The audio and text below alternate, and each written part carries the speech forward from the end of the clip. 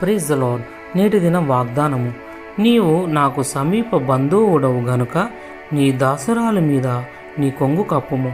Ruth 3:9. Ruth కథకు బోయాజు కదలిపోయాడు.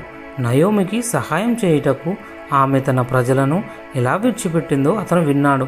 Ruth తన పొలంలో పరిగి ఏరుకొనుటకు వచ్చినప్పుడు బోయాజు ఆమెపై ఈ విధంగా ఆశీర్వాదాన్ని ప్రార్థించాడు.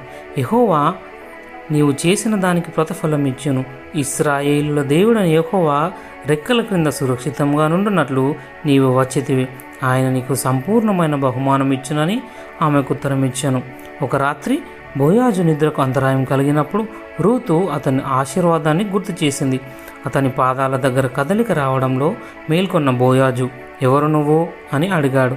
రూతు, నేను రూతు అను నీ దాసురాలిని. నీవు నాకు సమీప బంధుడవు గనుక నీ దాసురాలి మీద నీ కొంగు కప్పుము. వస్త్రపు కొంగుకు రెక్కలకు హీబ్రూ పదం ఒకటే. బోయాజు రూతును వివాహం చేసుకోవడం ద్వారా ఆశ్రయం ఇచ్చాడు మరియు వారి మునిమనుమడైన దావీదు ఇశ్రాయేలు దేవుని స్తుతిస్తూ వారి కథను ప్రతిధ్వనించారు. దేవా, నీ కృప ఎంతో అమూల్యమైనది. నరులు నీ రెక్కల నీడను ఆశ్రయించుచున్నారు. నీకు ఎప్పుడైనా ఎవరైనా ఆశ్రయం ఇచ్చారా? అది నీకు ఎలా అనిపించింది?